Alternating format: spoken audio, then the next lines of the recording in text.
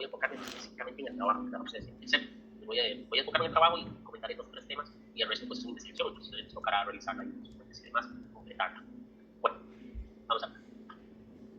Bueno, ahí la pregunta yo que está en el fondo de este trabajo es entender en qué medida en el sistema educativo está presente el sistema educativo en general responde realmente a las necesidades educativas de los diversos pueblos, ¿verdad? De acuerdo a los convenios y tratados internacionales que hay, que medidas se ha avanzado. Ustedes vieron que hay como fuentes básicas sobre el trabajo, no es específicamente los convenios de 1969 que hemos hablado, la declaración de la ONU, de trabajos propios, digamos, de la ONU propia, en el caso de los centros educativos del MEP, y digamos, que ha logrado formar todo un subsistema educativo. También es interesante ver el tema de, por ejemplo, el del Estado de la Nación y el Estado de la Nación, ¿verdad? Entonces, por ahí es un poco en donde va a ser el trabajo.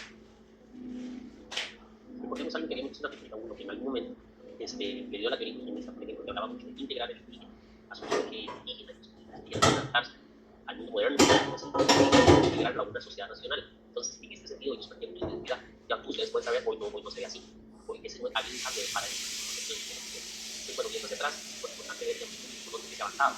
Tenemos años 2017, aparece una ley indígena que ya de arbitrariedad y temas jurídicos. Recordemos que en su momento Costa Rica ratifica el convenio de 169, ya para el 92. Y entonces ya en el 93 en toda la creación de un subsistema indígena, un sistema de educación indígena, ¿verdad? El año 93 es importante, bueno, vamos a ver, voy a dedicar un poquito de tiempo a la ley y tiene que ver con los subsistemas. Luego el decreto que hace en el año 15, un poco por lo que vamos ahora hasta nosotros. Los básicos desarrollados por el convenio 169, y tenemos la igualdad hacia el acceso a la educación de todos los niveles de educación, para la educación por las personas distintas. Luego el derecho a la participación, donde se pedía la medida de las comunidades, reconociendo sus necesidades propias y fuera de documento. Luego el tema de la pertenencia curricular y el tema de la lengua y formación docente. Creo que en el que se ha avanzado, no solo la UNESCO, las universidades públicas también han eso a cabo. Porque, digamos, tiene que ir aparejado al hecho de que haya unos centros educativos con la formación del personal docente, digamos, que esté capacitado para trabajar en esas cosas.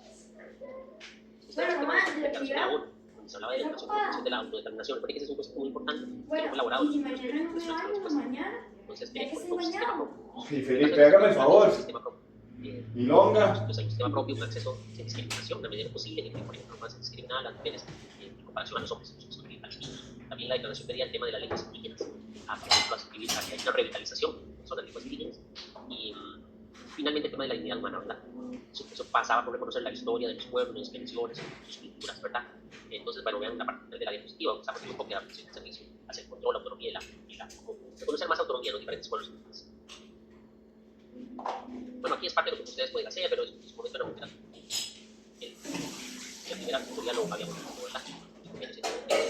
Sobre la declaración de la ONU y las consecuencias de una discriminación, una ley, una participación. La gran pregunta es si eso se puede, ¿verdad? Más allá de ese documento. Es una valoración que se hace en el documento de la OEA, lo que hace falta, ¿no? Que vimos cuando decía que en muchos pueblos, en muchos países, se había avanzado en legislación, pero que eso no significaba un avance en la solución real de los textos. Eso lo que busca la Comisión. Bueno, y ahora hablar del sistema educativo. Tenemos la importancia en la jerarquía, tener esto claro, ¿verdad? Pues el sistema educativo indígena pertenece al Ministerio de Educación, que a la vez trabaja en coordinación con el Consejo Superior de Educación, que es el llegado a la Política Nacional. Ahora bien, ya ahí aparece una unidad de coordinación y departamento de educación cultural, ya no que dice educación cultural. Y aquí, vean las flechas hacia abajo, aparece una organización, un consejo local de educación, que se relaciona hacia abajo con los estudiantes de las familias con los estudiantes. Esa es como una línea, ¿verdad? Que va desde el CLEI, la comunidad, hasta el Consejo Educativo. Ahorita lo vamos a explicar cómo lo pone. Y junto al Consejo de Educación están también las direcciones regionales y supervisiones, junto con los centros educativos y personal docente. Es importante tener eso, porque digamos, varía un poco con respecto a otras, el resto del sistema educativo. Es importante reconocer algunos datos, ¿verdad? Porque estamos hablando de 118 centros educativos, tenemos básicamente 3 de educación regular, tenemos SINDEAS, que es una modalidad específica para la educación de adultos, y vean, muchas en el caso del 47% de las escuelas primarias son unidocentes, es decir, solo hay un docente a cargo de ellas. Luego, en la modalidad de los liceos, muchos de ustedes pueden llegar a trabajar en su momento en el son lo que se conoce como liceos rurales, son secciones bastante pequeñas, a veces pueden tener, no sé, 2 grupos de séptimo, 2 de octavo, nomás son relativamente pequeños, sí, dan las materias básicas, evidentemente, orientación, pero hay otras asignaturas que no se dan, pues es muy difícil a veces, por ejemplo, o docentes de educación física.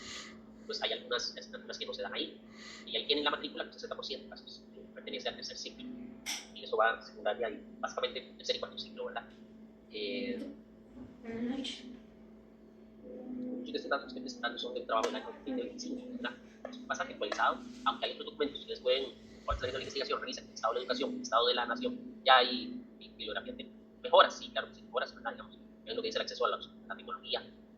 Se nota también que cada día llegan docentes más titulados a trabajar. Eso es bueno, porque digamos, frente a docentes que no tienen ninguna formación universitaria, hay una mejora en infraestructura, aunque el tema es bien complicado, porque a nivel nacional no solo el tema es una de las grandes pendientes que tiene el Ministerio de Educación. Donde se nota alguna brecha con respecto a pueblos que son indígenas, ahí tenemos el aislamiento geográfico. Entonces hay algunos servicios básicos que están muy limitados. Entonces si se tiene la planta física, pero trabajar ahí las condiciones suelen ser un poco difíciles. Y luego el personal docente rota mucho en algunos casos, en algunos casos llegan y se van relativamente rápido. No hay un sentido de pertenencia en muchas ocasiones, ¿verdad? Hay problemas de conectividad y equipamiento también. Entonces eso es un tema que está ligado.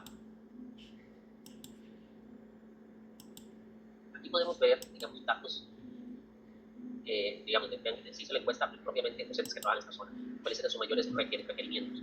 Vean que muchos siguen diciendo que a pesar de que sale su sistema formalmente, falta una contextualización. También, ¿qué más falta? Ahí se puede ver como que el currículo nacional, los contenidos que deben desarrollarse deben todavía adaptarse mejor. Y también vemos aquí cómo se dispone, vean los materiales didácticos. Los materiales didácticos que se disponen no son los más convenientes. Educación totalmente indígena, eso tiene que ver con dar los contenidos, la currícula propiamente, digamos, lenguas indígenas, eso está bastante difícil. Y la contextualización, ustedes pueden ver ahí más o menos. O sea, todavía sigue siendo muy difícil contextualizar, no es fácil. Por eso las universidades, esta carrera está hecha, ustedes me imagino que lo van a notar, por parte de este curso van a llevar otros, donde tiene un gran componente, por esta necesidad de contextualización, que es como muchos educadores de estos pueblos se perciben lo que se está haciendo. Vemos aquí algunos temas interesantes, por ejemplo, vamos de abajo hacia arriba, vemos cómo, digamos, de los idiomas indígenas cuánto dominan sus educadores, que cabe acá, los educadores tienen un normal, disminuye un 35%, ¿verdad? Entonces, ahí sí se ve que, digamos, está bien, pero eso a la vez genera una contradicción. A veces no es tan fácil certificar o lograr que el educador vaya a trabajar ahí, obviamente maneje estas lenguas, ¿verdad? Eso, si lo vemos a un nivel ya cultural, es bien difícil y genera un gran problema de la pérdida del uso del idioma propiamente de cada pueblo. Veamos aquí arriba, tiene que ver con datos que queremos ver, ¿verdad? Ahí lo pueden ver que el 60% de los estudiantes solo usan el español, digamos en ese caso como en el lugar. Si luego van al centro educativo, tampoco se usa mucho, aquí tenemos un problema. El 70% lo usan en la calle o en el campo y el 74% solo español en el centro educativo. Entonces, claro, en un centro educativo, en un pueblo indígena, se supone que deben usar el no se está hablando inglés. Aunque vean que los docentes sí apoyen que se habla la lengua indígena, pero vean que a la vez muchos de ellos no hablan su lengua, ¿verdad? O no la dominan lo que se esperaría. Vamos ahora a hablar sobre el CLE. Quiero explicar algo. El CLE, en este momento, en estos años, es muy importante si alguien quiere trabajar en una zona indígena. Es una organización que ha ido tomando más importancia. ¿Cuál es su competencia principal? Bueno, promover el cumplimiento de los objetivos de la educación indígena en cada territorio. Eso va entonces ligado, por decirlo así, a que el CLE tiene que velar con lo que acabamos de ver. Voy a poner un ejemplo, porque se hablen las lenguas indígenas, porque los educadores manejen la cultura y en algunos casos eso implica manejar una lengua indígena. El CLE tiene que ver con todo eso. El CLE entonces es un enlace, recuerden cuando vimos la diapositiva antes, la tutoría, entre el enlace casi entre el ministerio y la comunidad, cada comunidad. El CLE tiene que ver con los nombramientos. ¿Quiénes lo integran? Integran personas indígenas, habitantes del territorio, con el equilibrio entre hombres y mujeres, que tiene autonomía comunitaria, que el CLE es reelegido. Entonces, cuando alguien se va a nombrar, o sea, nadie puede llegar a trabajar, quedarse trabajando en una zona indígena si no tiene el apoyo del famoso CLE. Ahora, muchas personas me están preguntando, ¿eso es muy problemático? Bueno, esa es la estructura que tiene el CLE. Posiblemente habrá gente que piense, o sea, habrá personas que estén en contra del CLE, pero bueno, es el sistema formal del Ministerio de Educación, está unido a las comunidades. Entonces, el CLE puede establecer normas. El CLE puede decidir que una comunidad indígena se debe ir vestido con ropa tradicional indígena, y el docente que vaya a trabajar ahí, el CLE lo establece como una norma importante a respetar, obligatoria, aplica para ese centro educativo. Entonces, tengan en cuenta que el CLE puede hacer ese tipo de medidas. Claro, las medidas son de tipo comunitario, básicamente, son para lo que veíamos hace rato, que la educación sea contextualizada, que era el principal problema que vivían en estos centros educativos. Claro, pues aquí podemos ver algunas cosas del CLE. Por ejemplo, recibir y analizar propuestas para puestos interinos y ser consultados, o sea, el ministerio está obligado a consultar para nombramiento de puestos y, por supuesto, para puestos de propiedad. No solo eso, entonces vean cómo tiene elementos importantes. Luego hay un tema de seguimiento educativo, que es ya como, bueno, evaluar que en el centro educativo se sigan las pautas. Eso tiene que ver también con, digamos, con administración. Claro, cada centro educativo tiene su director, pero tiene que haber una comunicación constante del CLE que vela por la comunidad, digamos, el centro educativo. Por eso a veces se programan actividades en conjunto. Los centros educativos, propiamente el centro educativo, y el resto de la comunidad. Pertinencia cultural, efectivamente, el CLE, digamos, como lo acabo de decir, debe trabajar en la medida de lo posible por temas culturales, pero siempre en apoyo al sector educativo. Yo voy a usar la palabra apoyo. Puede eso generar tensiones, como en toda relación humana pueden generarse tensiones, puntos de vista diferentes. Pero bueno, si alguien, ustedes escuchan, tiene que saber que, aparte de la organización propiamente formal del CLE, uno tiene una responsabilidad en una comunidad educativa frente al CLE. Entonces, esto es importante. Bueno, aquí está un poco lo que les decía, esas posibles tensiones que a veces se pueden dar en el CLE con miembros, con personas que quieran como trabajar en una comunidad. Porque por un lado el modelo va a premiar, en teoría, a quien conozca, para que trabaje en un lugar, que conozca la lengua, la cultura, el territorio, para que cuando alguien llegue a trabajar en una comunidad en un centro educativo realmente tenga una identificación, ¿verdad? Entonces, eso tiene que ver a su vez, por si hay alguien que hable la lengua y pues se ha puesto pues, que efectivamente eso se lleve a cabo, ¿verdad? Riesgos y las tensiones, bueno, no todos los que en cada comunidad trabajan igual, ¿verdad? Entonces ya hay un problema, no hay uniformidad a veces.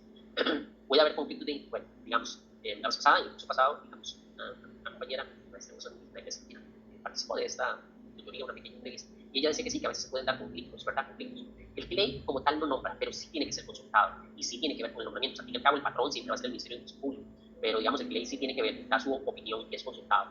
Entonces, eso tienen que saberlo, ¿verdad? Por ejemplo, en qué medida la consulta al CLEI es completamente vinculante. Bueno, esas son las cosas sobre las que me ha tenido que trabajar, ¿verdad? Sobre esos procedimientos. Antes no existía. Cuando hace rato que hablé de la creación de su sistema de educación indígena, pero en los últimos años sí. O sea, cada vez el CLEI toma más poder.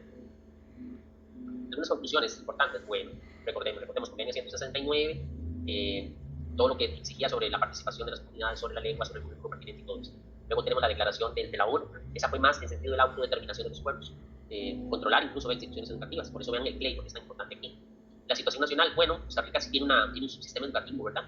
Eso sí, ahora bien, con las brechas, con el último estado de la educación, es claro, tiene todo un capítulo dedicado a la educación indígena. Y luego tenemos el famoso CLEI, ¿verdad? Que les dije que hoy tiene que ver con el nombramiento de las diferentes personas. Hay todavía temas pendientes más de interculturalidad, pero eso no solo van a las comunidades indígenas, sino todos los centros educativos. Y no solo tiene que ver con los indígenas, sino con las otras culturas.